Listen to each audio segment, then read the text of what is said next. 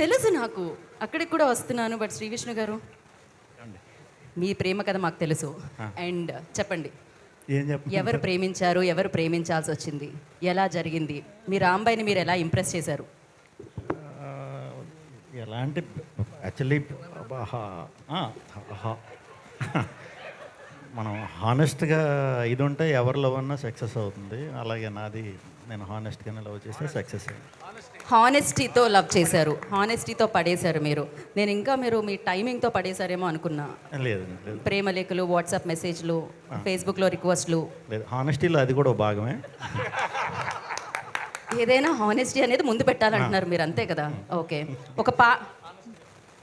ఏదైనా honesty. Okay, ఇప్పుడు రాంబాయికి ఒక పాట డెడికేట్ చేయాలి అంటే, మీ జీవితంలో ఉన్న రాంబాయికి, మా రాంబాయికి కాదు, సో ఏది చేస్తారు మీరు? అప్పుడు మాకు ఎక్కువ వర్షం టైం అండి, అది ప్రభాస్ గారు వర్షం మెల్లగా అవి కురవని, సో ఆ టైం అనమాట. సో అది వేసుకోండి, అదే పాట వేసుకోండి. ఈ ఆన్సర్కి వెనకాల ఆ పాట వేసుకోండి, కాపీ రైట్స్ రాకపోతే. So thank you so much Shri Vishnu గారు. ఇప్పుడు మనం బ్లాక్ బస్టర్ డైరెక్టర్ దగ్గరికి వెళ్దాం. బాబీ గారు, మీరు ఫస్ట్ మీ గ్లామర్తో పడేసి ఉంటారు ఖచ్చితంగా. ఆయన ఎప్పుడు చూసినా అప్పుడే ఫ్రిడ్జ్లోంచి తీసిన సిమ్లా యాపిల్ పండులా ఉంటారు. ఆ గ్లోకి సీక్రెట్ ఏంటి అనేది నాకు ఇవాటికి తెలియదు. నేను ఇంత మేకప్ వేసుకున్నా వచ్చి చావదు. బట్ ఎస్, మీరు చెప్పండి. అఫ్కోర్స్ మీ అందంతో పడేశారు, అది వేరే విషయం, కానీ ఎలా పడేశారు? అప్పుడు అంత సీన్ లేదు, అప్పుడు నార్మల్గానే ఉండేవాడిని. Yeah, so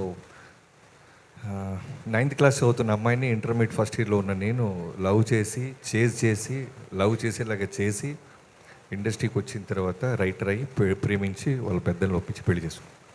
oh my God, ఇక్కడ తొమ్మిదో తరగతి ప్రేమ కథ అన్నమాట. తూనిగ లవ్ స్టోరీ. బట్ పెళ్లి చేసుకుంది మాత్రం తర్వాత, మేజర్ అయిన తర్వాత 2002లో మొదలెట్టి 2011లో 2001. యా, డేట్ సరిగ్గా చెప్పకపోతే మళ్ళీ మా ఆవిడ ఇంటికి వెళ్ళిన తర్వాత బట్టలు బయట వేస్తుంది. సో 2001 ఆ టైం డన్. సో మీ రాంబాయికి ఏదైనా ఒక పాట డెడికేట్ చేయాలండి. ఇప్పుడు ఆయన అన్నారు వర్షం టైంలో అని, మీది ఏ టైంలో? త్రివిక్రమ్ గారి సినిమా నువ్వే ఉంది కదా, శ్రియా అండ్ తరుణ్ గారిది. సో ఆ సినిమా పాటలు తెగ వింటూ నేను ఇమాజిన్ చేసుకుంటూ ఉండేవాడు.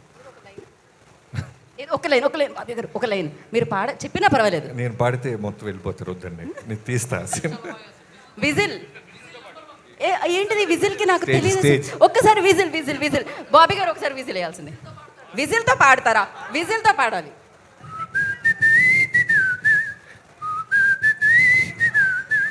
నా మనసుకి, oh my god, crazy. So Bobby గారు థ్యాంక్ యూ, శ్రీ విష్ణు గారు అండ్ కోన వెంకట గారు, వివిఎస్ రవి గారు థ్యాంక్ యూ సో మచ్. ఇప్పుడు నేను ఎవరిని వేదిక మీద రండి.